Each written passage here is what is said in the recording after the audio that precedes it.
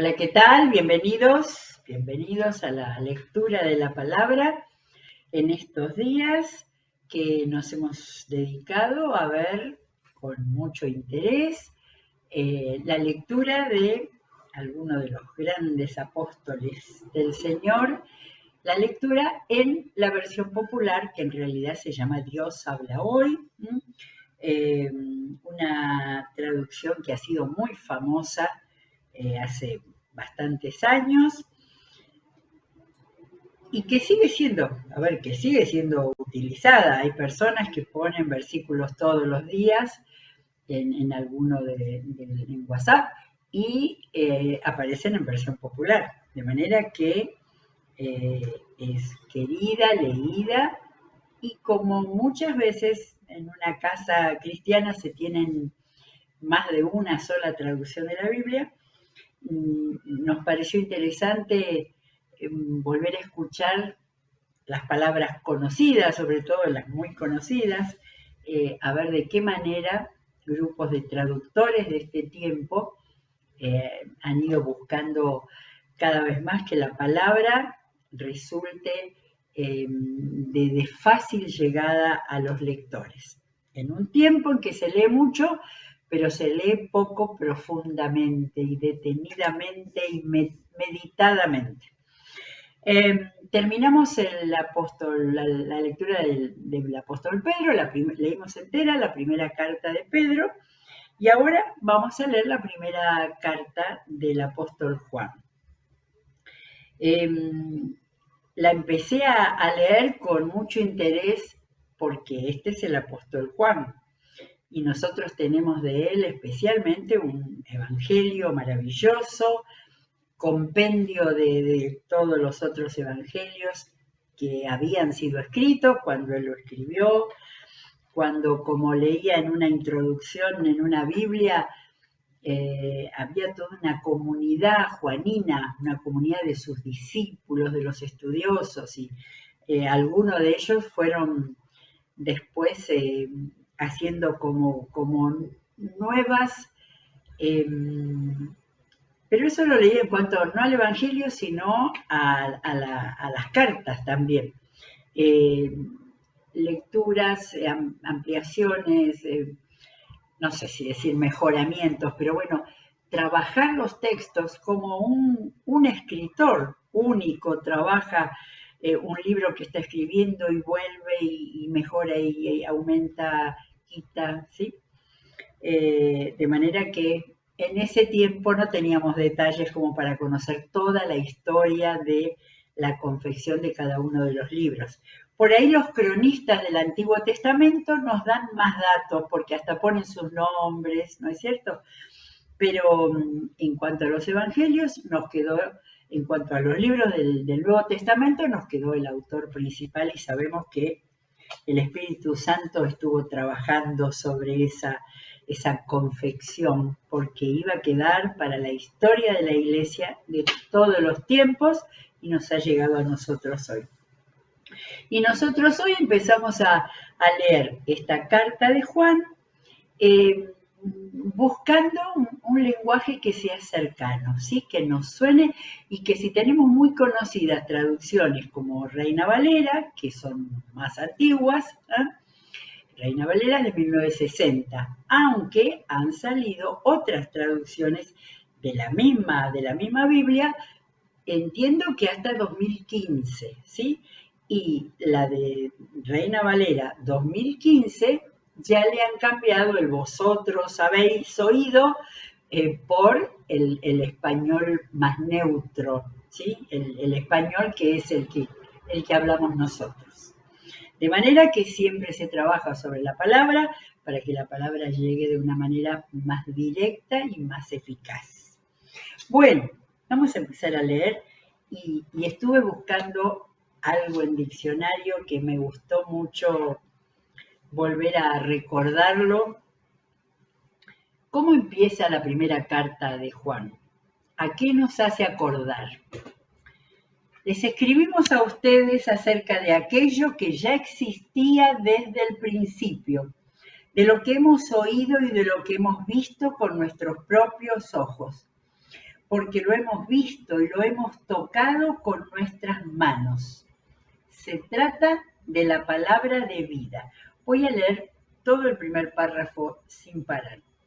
Esta vida se manifestó y nosotros la vimos y hemos dado testimonio de ella. Y les anunciamos a ustedes esta vida eterna, la cual estaba con el Padre y se nos ha manifestado. Les anunciamos pues lo que hemos visto y oído para que ustedes estén unidos con nosotros, como nosotros estamos unidos con Dios el Padre y con su Hijo Jesucristo. Escribimos estas cosas y este es el primer párrafo de 4 versículos del comienzo de la primera carta de Juan. ¿Resulta conocida esa escritura? ¿Nos suena algo? ¿No nos suena al comienzo del Evangelio de Juan? En el principio era el Verbo, decía Reina Valera, y el Verbo estaba con Dios y estaba...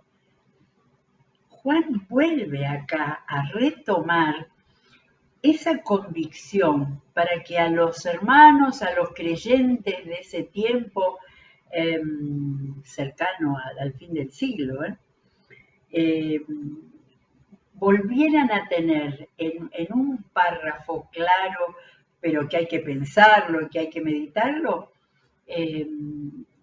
lo que significaba Jesucristo, lo que había significado su relación con el Padre, con la eternidad, con la divinidad. Y no lo dijo de una manera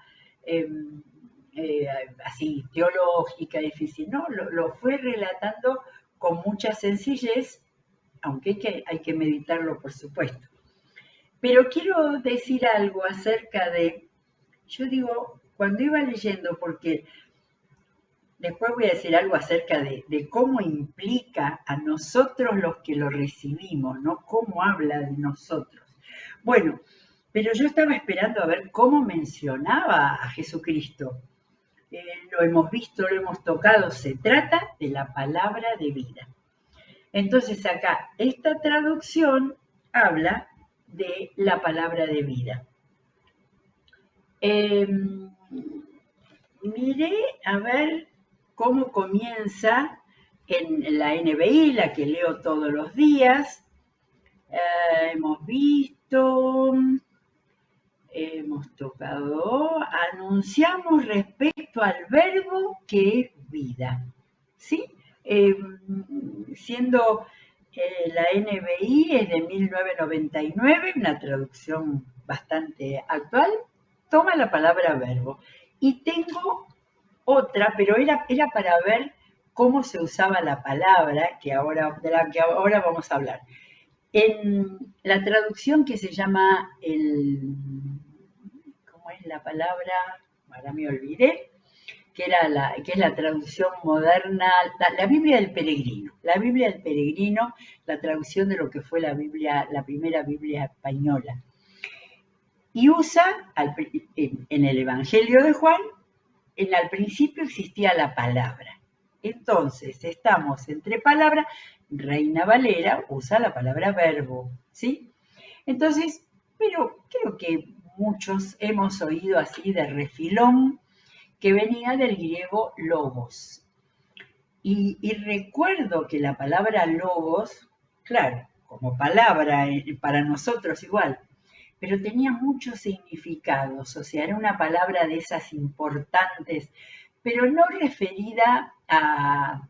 Nosotros tenemos miles de palabras en nuestra lengua española, pero tenemos palabras que no tienen significado. Por ejemplo, cuando decimos che, los argentinos, los porteños especialmente. Cuando en griego se decía logos, y acá hablar del logos acerca de Jesucristo, es la palabra en cuanto a meditada, reflexionada, razonada, la palabra con fuerza, con contenido, ¿no? Con sentido.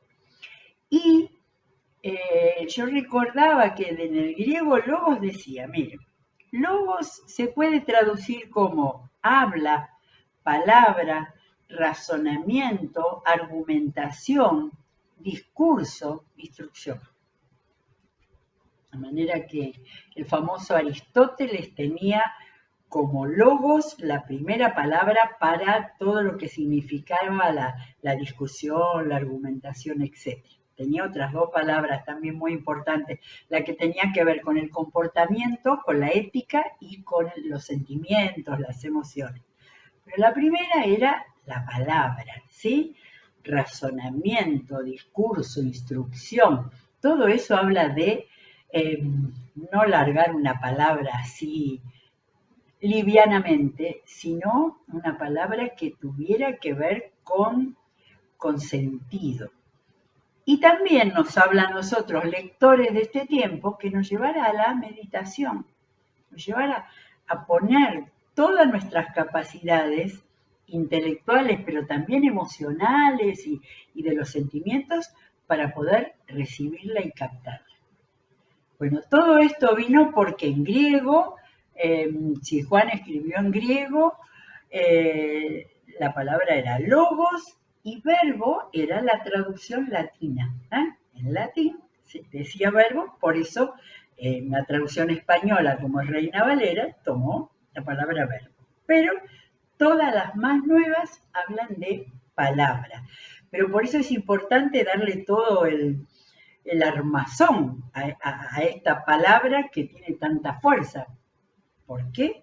Porque de esa manera el apóstol Juan en su evangelio y luego en la carta de Juan llama a Jesús la palabra de vida. Entonces vamos a ver de qué manera vuelve a hacer esa presentación.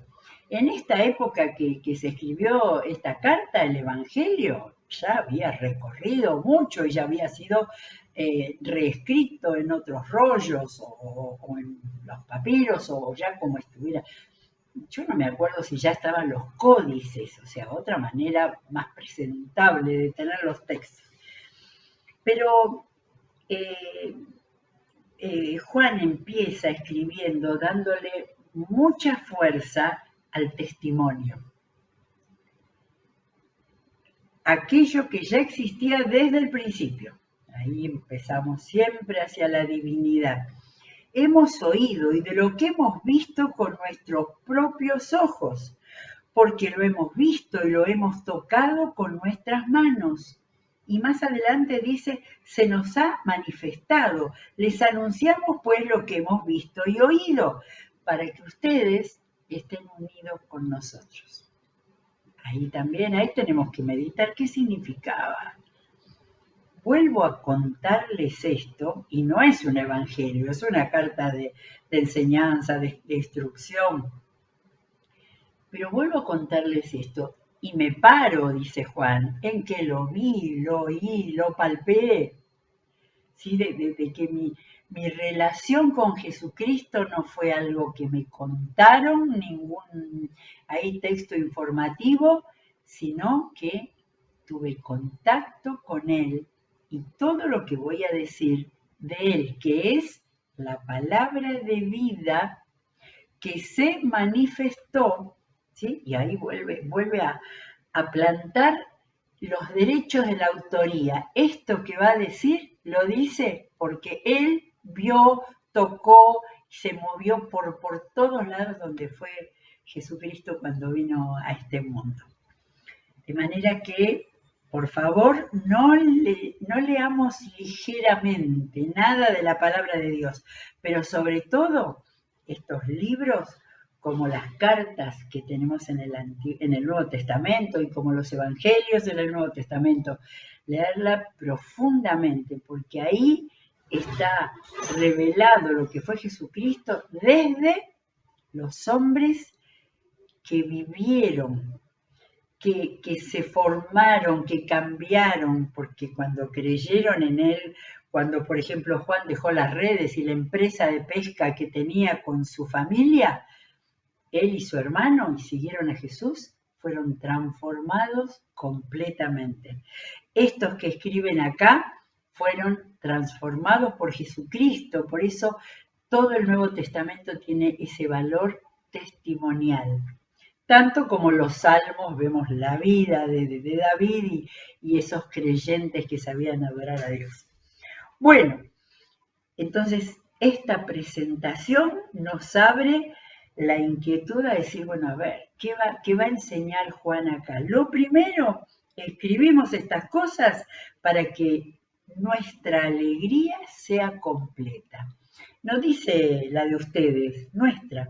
O sea, Él, satisfecho de haber dado este testimonio de Jesucristo, completando el Evangelio, porque la historia ya había sido dada, pero ahora había que completar el Evangelio porque había que formar y sustentar a estos creyentes que estaban en medio de ese terrible primer siglo del Imperio Romano. Seguimos.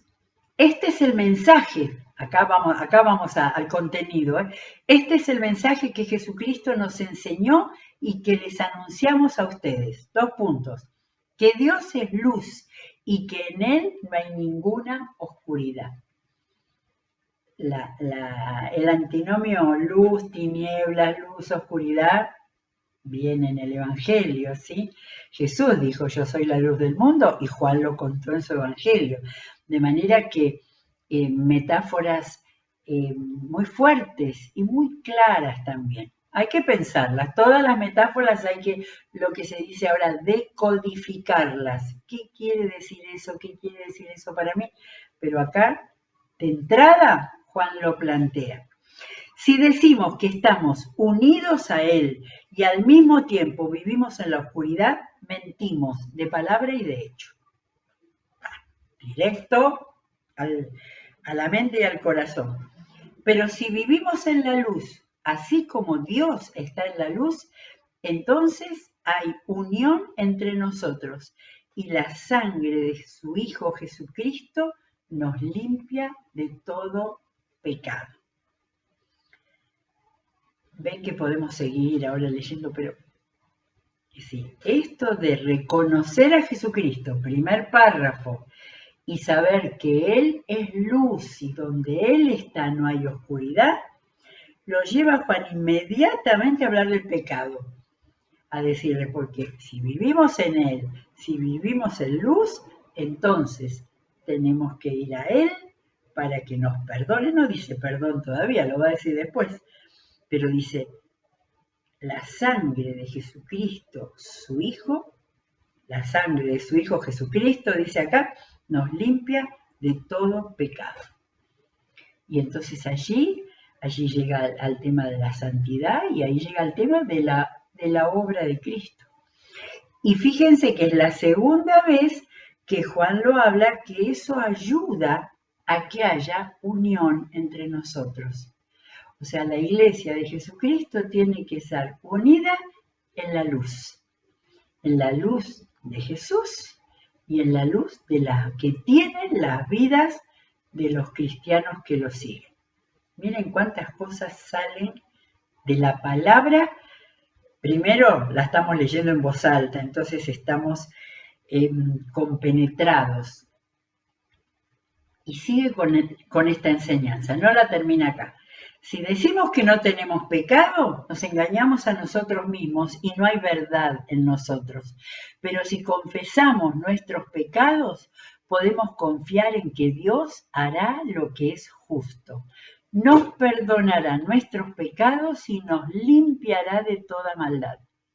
Si decimos que no hemos cometido pecado, hacemos que Dios parezca mentiroso y no hemos aceptado verdaderamente su palabra. Bueno, acá tenemos que cortar porque le han puesto capítulo 2. Sin embargo, sigue hablando del pecado. De manera que, no sé si estaba bien, pero de todas maneras nos ayuda como un respiro y seguimos porque va a agregar más contenido. Hijitos míos, les escribo estas cosas para que no cometan pecado. Era muy de Pablo eso de decir hijito, de Juan, eso de decir hijitos míos. para que no cometan pecado. Aunque si alguno comete pecado, tenemos un abogado ante el Padre, que es Jesucristo, y Él es justo. De manera, también se había llamado, Jesús llamó abogado al Espíritu Santo, pero acá está presentando a Jesucristo, Juan. Tenemos un abogado que Él es justo.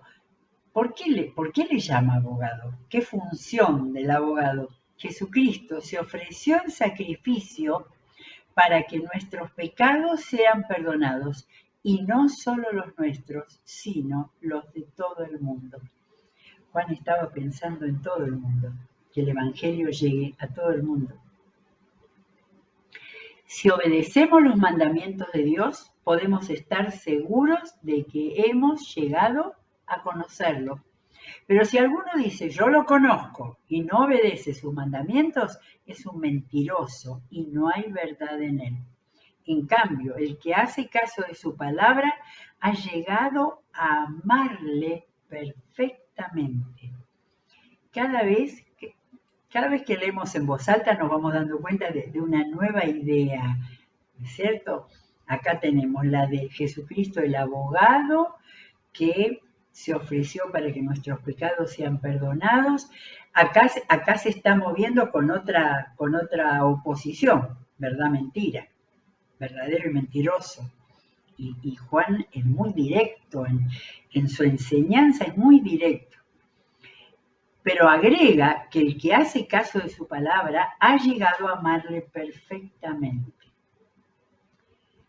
Cuando hablamos del amor a Dios nuestro hacia Él, tenemos que fijarnos que estemos obedeciéndole, respondiendo a lo que Él quiere que hagamos y vivamos, porque eso va a ser amarlo perfectamente. Y de ese modo sabemos que estamos unidos a Él.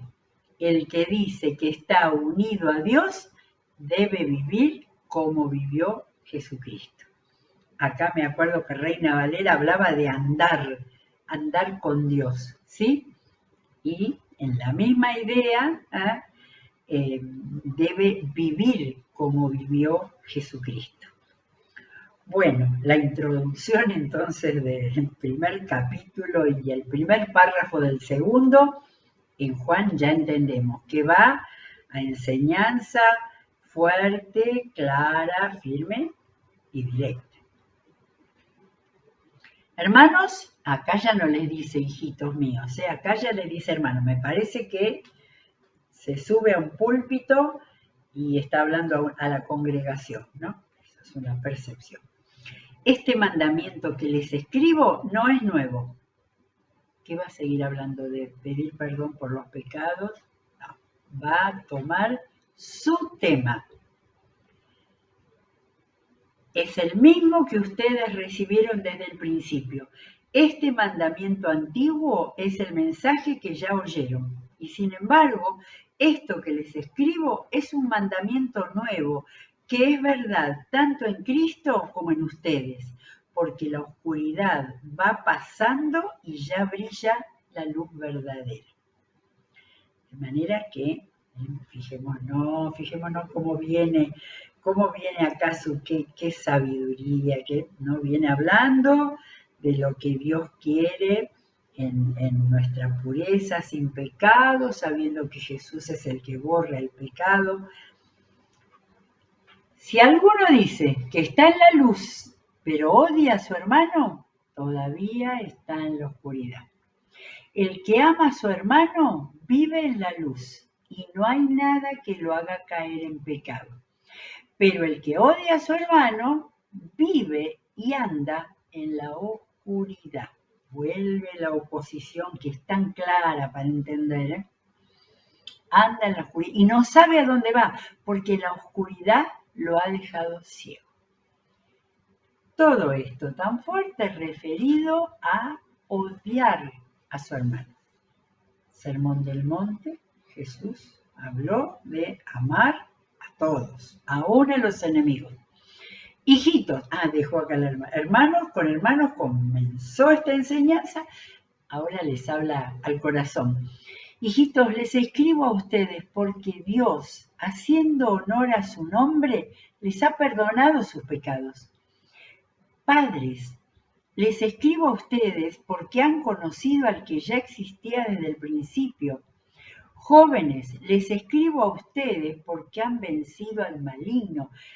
Este párrafo en el cual va haciendo una discriminación, ¿no? Hijito, padre, no, llama a todos hijitos, padres, jóvenes.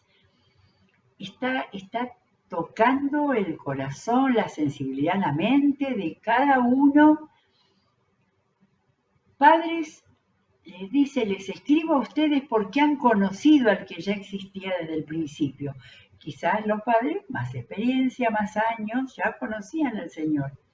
Jóvenes, les escribo a ustedes porque han vencido al maligno. Sigo. Les he escrito a ustedes, hijitos, acá no sé si hijos, padre o a todos, porque han conocido al Padre. Les he escrito a ustedes, padres, vuelve con el argumento. Les he escrito a ustedes, padres, porque han conocido al que ya existía desde el principio. Les he escrito también a ustedes, jóvenes, porque son fuertes y han aceptado la palabra de Dios en su corazón y porque han vencido al maligno. Yo creo que iba reescribiendo esto que iba diciendo, porque a los jóvenes primero les dijo, porque han vencido al maligno. Ahora, en la segunda vez que se refiere a los padres y a los jóvenes, les he escrito porque son fuertes, han aceptado la palabra de Dios en su corazón y porque han vencido al maligno. Es que si tienen al Señor en su corazón y son fuertes espiritualmente, han vencido al maligno. Y acá yo creo que saca el foco de la vida personal, así separada en los más grandes, los más jóvenes, enseñanza para todos. No amen al mundo ni lo que hay en el mundo. Si alguno ama al mundo, no ama al Padre, porque nada de lo que el mundo ofrece viene del Padre, sino del mundo mismo. Y esto es lo que el mundo ofrece: los malos deseos de la naturaleza humana, el deseo de poseer lo que agrada a los ojos y el orgullo de las riquezas. Pero el mundo se va acabando con todos sus malos deseos. En cambio, el que hace la voluntad de Dios vive para siempre. No sé, no lo tengo acá como para haber visto. A ver, acabo de leer 2:17, a ver si lo puedo encontrar enseguida. Pero en el Padre acá está, sino el mundo dice, se acaba con sus malos deseos, pero el que hace la voluntad de Dios permanece para siempre. Aquí nos dice la versión más popular, vive para siempre. Está hablando de la vida eterna que tenemos los cristianos. Bueno, este párrafo de amor al mundo, la palabra mundo tiene también como palabra un montón de significados. Por supuesto, el mundo, la creación de Dios es bueno. Lo que está hablando, esta referencia que usamos muchamente los cristianos para hablar de alguien que es del mundo, que no, es decir, del mundo sin Dios, del mundo que no conoce a Dios, del mundo que se va detrás de sus ideologías y de todas las cosas que solamente, y lo dice acá claro, satisface a los malos deseos de la naturaleza humana, porque la naturaleza humana también tiene buenos deseos.